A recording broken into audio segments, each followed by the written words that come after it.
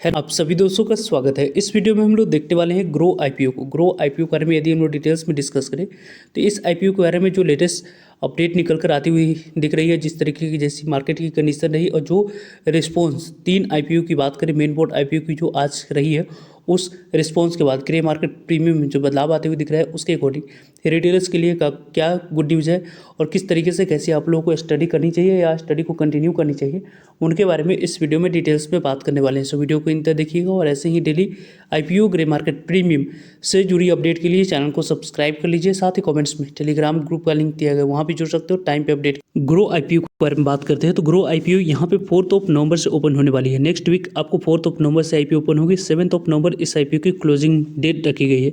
इस आईपीओ के लिए यदि हम लोग डिटेल्स में डिस्कस करते हैं तो यहाँ पे आपको आने वाले समय में मंडे का दिन काफ़ी ज़्यादा इंपॉर्टेंट रहेगी, क्योंकि मंडे को यहाँ पे आपको किस तरीके से कैसी आपको जो इम्प्रूवमेंट है वो यहाँ पे इम्प्रूवमेंट जो आने वाले समय में इस आईपीओ के रिगार्डिंग यहाँ पर देखने को मिलेगी, उस इम्प्रूवमेंट के अकॉर्डिंग आपको यहाँ पे एंकर इन्वेस्टर लिस्ट 3 नवंबर को किस तरीके से इस कंपनी की आती है, क्या कुछ एंकर इन्वेस्टर लिस्ट में कुछ बड़े नाम आप लोगों को कैसी दिख रही है, उन सभी इस आईपीओ में 4 नवंबर से लेकर 7 नवंबर को सभी इवेंट्स को यहाँ पे ऑब्जर्व करना होगा। देन इस आईपीओ के बारे में बात करें तो कंपनी की फेस वैल्यू 2 रुपीज़ रखी गई है, यानी कि आने वाले समय में कंपनी चाहे तो 1:1 के स्प्लिट के यहाँ पे अनाउंसमेंट इन फ्यूचर कर सकती है, लेकिन इस कंपनी की जो प्राइस बैंड रखी गई वो 100 रुपीज़ रखा गया, यानी कि कंपनी की प्राइस बैंड के अकॉर्डिंग अपर प्राइस बैंड 100 रुपीज़ पे 150 इक्विटी ऑफ शेयर मिनिमम आपको 1 लॉट अप्लाई करते समय आपको सिलेक्ट करनी होगी। देन इस आईपीओ में 1 लॉट आप लोग अप्लाई कर सकते हो। इस आईपीओ के बारे में बात करें तो फ्रेश इशू और ऑफर फॉर सेल दोनों की कॉम्बिनेशन इस आईपीओ में दिख रही है। इसकी यदि हम लोग बात करें तो 6,632 करोड़ की टोटल इशू साइज इस कंपनी की दिख रही है। 6,632 करोड़ की टोटल इशू साइज में यदि हम लोग डिटेल्स में डिस्कस करें 1,060 करोड़ फ्रेश इशू है, कंपनी के पास पैसे जाते हुए दिख रही है और लगभग यहाँ पे ऑफर फॉर सेल के माध्यम से लगभग 5,572 करोड़ ऑफर फॉर सेल लगी है, जिसके माध्यम से प्रमोटर्स और एग्जिस्टिंग शेयर होल्डर्स अपने स्टेक को आने वाले समय में डाइल्यूट करते हुए दिख रहे हैं। Company book building IPO BSE NSE दोनों जगह पर कंपनी की लिस्टिंग होने वाली है। कंपनी की जो टोटल इशू साइज है उसकी जो डिस्ट्रीब्यूशन है उसमें आप लोगों को 50% शेयर नहीं बल्कि 75% शेयर क्यूआईबी के पास जा रहे हैं, जिसमें एंकर इन्वेस्टर भी हम लोगों को इंक्लूड दिखते हैं। 10% शेयर ही आपको रिटेलर्स के पास जाएगी, जिसमें आप लोगों को अप्लाई करने के लिए यहाँ पे 15,000 अमाउंट्स की रिक्वायरमेंट होती है। तो इस आईपीओ को यदि हम लोग डिटेल्स में देखें तो इस आईपीओ में आने वाले समय में अच्छे रिस्पॉन्स मिलने की चांस है।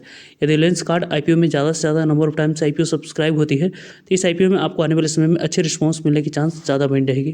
कंपनी की यहाँ पे 15% आपको एनआईए कैटेगरी के पास शेयर जाते हुए देखेगी और लगभग आपको आने वाले समय में इंपॉर्टेंट डेट और इवेंट्स के बारे में बात करें तो 4 नवंबर से आईपीओ ओपन हो रही है। 7 नवंबर इस आईपीओ की क्लोजिंग डेट रहेगी।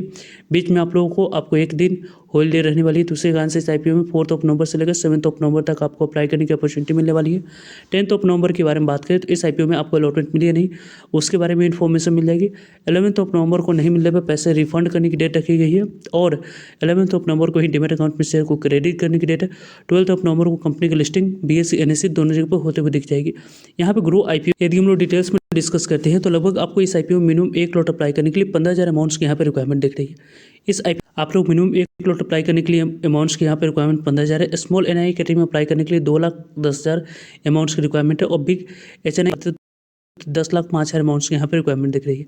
कंपनी की ओवरऑल यदि हम डिस्कस करते हैं तो यहाँ पे कंपनी की काफ़ी अच्छी इंप्रूवमेंट आने वाले समय में इस कंपनी में दिखेगी। कंपनी लीडिंग सेक्टर की बात करते हैं, अपने सेक्टर की लीडिंग कंपनी है और यहाँ पे इस कंपनी के बारे में बात करें तो कंपनी की जो फाइनेंशियल हेल्थ इसके बारे में यदि हम लोग डिटेल्स में डिस्कस करते हैं तो कुछ फर्दर यहाँ पे पॉइंट्स हम लोगों को डिटेल्स में डिस्कस कर सकते हैं। कंपनी की यहाँ पे FY23 की डाटा है, 24 की है और 25 की है और यहाँ पे जो डाटा दी गई है वो आपको FY25 की पहले क्वार्टर की डाटा है 3 मंथ की और यहाँ पे इस FY26 की डाटा क्वार्टरली दी गई है। तो पहले यदि हम लोग क्वार्टरली कंपेयर करते हैं तो कंपनी की जो एसेट है उसमें कंपनी ने Q&A बेस पे इस क्वार्टर की 1 की जो रिपोर्ट आई है उसमें आप लोगों को 10,819 करोड़ से कंपनी एसेट बढ़कर कितनी हो चुकी है 12,712 करोड़ के पास आती हुई दिख रही है। कंपनी की इनकम के बारे में बात करें तो यहाँ पे पहले कंपनी की इनकम 147 करोड़ के पास थी और यहाँ पे घटकर 948 करोड़ के पास हम लोगों को आती हुई दिखी थी। कंपनी की है तो पहले 338 करोड़ के पास कंपनी की प्रॉफिट थी।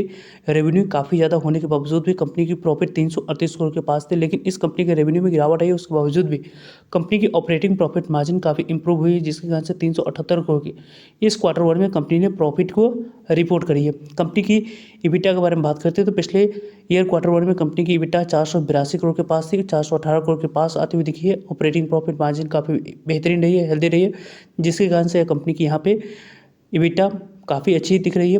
कंपनी के नेटवर्थ के बारे में बात करें तो पहले यहाँ पर कंपनी की नेटवर्थ आपको कितनी के पास दिख रही थी, 2886 करोड़ के पास, और यहाँ पे कंपनी की नेटवर्थ 5995 करोड़ के पास आ चुकी है। रिजर्व एंड सरप्लस पहले यहाँ पे 2821 करोड़ के पास थी, 5506 करोड़ के पास आ चुकी है। कंपनी के पास बैंक बैलेंस और नेटवर्थ यहाँ पर काफ़ी अच्छी है। कंपनी की कर्ज पहले 117 करोड़ के पास थी, अभी 324 करोड़ के पास है। कंपनी की जिस तरीके की जैसी प्रॉफिटेबिलिटी है उसके अकॉर्डिंग कर्ज को यहाँ पे ज़्यादातर आप लोगों को कंसर्निंग पॉइंट्स के तौर पर नहीं दिखा जा सकता है, लेकिन यदि हम लोग Q1 Q बेस पे बात करते हैं तो 3 महीने में कंपनी ने परफॉर्मेंस अच्छी दिखाई है। लेकिन Y बेस पे यदि हम लोग बात करें कंपनी की ईयर ऑन ईयर बेस पे, तो जो यहाँ पे डाटा दी गई है 12th मंथ की यहाँ पे डाटा है, यहाँ पे भी 12th मंथ की और यहाँ पे 12th मंथ की डाटा कंपनी के द्वारा अवेलेबल करवाया गया है। पहले यहाँ पे कंपनी की एसेट के बारे में बात करें तो पहले यहाँ पे एसेट पहले 4807 करोड़ के पास थी, देन यहाँ पे 8017 करोड़ के पास थी, देन यहाँ पे 10,077 करोड़ के पास कंपनी की एसेट थी। कंपनी की इनकम के बारे में बात करते हैं तो 1260 करोड़ के पास इनकम थी, देन यहाँ पे 2796 करोड़ के पास एसेट थी, और ये भाई आपको यहाँ पे 4061 करोड़ के पास कंपनी की टोटल इनकम यहाँ पे दिखी है। कंपनी की इनकम यानी कि रेवेन्यू में काफ़ी अच्छी ईयर ऑन ईयर बेस पे यहाँ पे कंपनी की ग्रोथ दिखी है।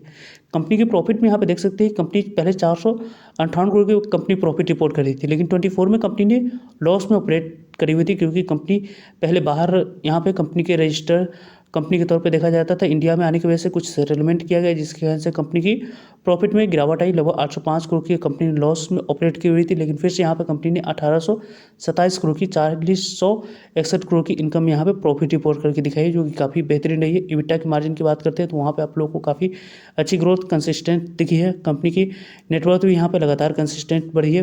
कंपनी की रिजर्व एंड सरप्लस भी यहाँ पे आप लोगों को कंसिस्टेंट बढ़ती हुई दिखी है। ओवरऑल यदि हम लोग डिस्कस करते हैं तो कंपनी की बैलेंस शीट की बात करते हैं, ऑपरेटिंग प्रॉफिट मार्जिन के बारे में बात करें तो कंपनी 45% की ऑपरेटिंग प्रॉफिट मार्जिन पे यहाँ पे अपनी काम करती हुई दिख रही है, जो कि काफ़ी आउटस्टैंडिंग है। कंपनी की इबिटा मार्जिन भी यहाँ पे 59% के पास है। कंपनी की प्राइस टू बुक वैल्यू 11.76 की है। मार्केट कैप 61,000 करोड़ के पास दिख रही है, लेकिन आने वाले समय में इस कंपनी की जो लिस्टिंग होगी उस लिस्टिंग के समय यदि हम लोग बात करें तो इस कंपनी की मार्केट कैप 1 लाख करोड़ के पास भी जाते हुए दिख सकती है। इस तरीके से इसकी ग्रे मार्केट प्रीमियम में यहाँ पे कारोबार होता है। जो आज के रेट में रिस्पॉन्स दिखी है उस रिस्पॉन्स के अकॉर्डिंग मॉर्निंग में यहाँ पे इसकी ग्रे मार्केट 15 रुपये पे कारोबार कर रही थी। लगभग यहाँ पे 15% के आसपास लिस्टिंग मिलने की चांस बन रही थी, लेकिन अभी इसकी ग्रे मार्केट प्रीमियम आपको 17 रुपये पे कारोबार करते हुए दिख रही है। लगभग 117 रुपये पे 17 रुपये गेन, 117 रुपये लिस्टिंग प्राइस। यहाँ पे लिस्टिंग प्राइस की बात करें उसके अकॉर्डिंग 17% के आसपास लिस्टिंग मिलने की चांस है। यहाँ पे आपको आने वाले समय में 2400 के आसपास CIPO लिस्टिंग देती हुई दिख रही है। इस तरीके से ग्रे मार्केट प्रीमियम में एसएच रिपोर्ट के अनुसार से कारोबार होती हुई दिख रही है। वैसे 3 नवंबर इस IPO के लिए काफ़ी ज़्यादा इंपॉर्टेंट है कि उसके बारे में टाइम पे आप लोगों को सभी अपडेट मिलते रहेंगे, जुड़ रहेगा ताकि आप लोगों तक अपडेट पहुँच पाए। फर्दर जो भी डाउट करिए कमेंट्स कर आप लोग पूछ सकते हो। मिलते हैं एक नए इन्फॉर्मेटिव वीडियो में, तब तक के लिए जय हिंद, जय भारत।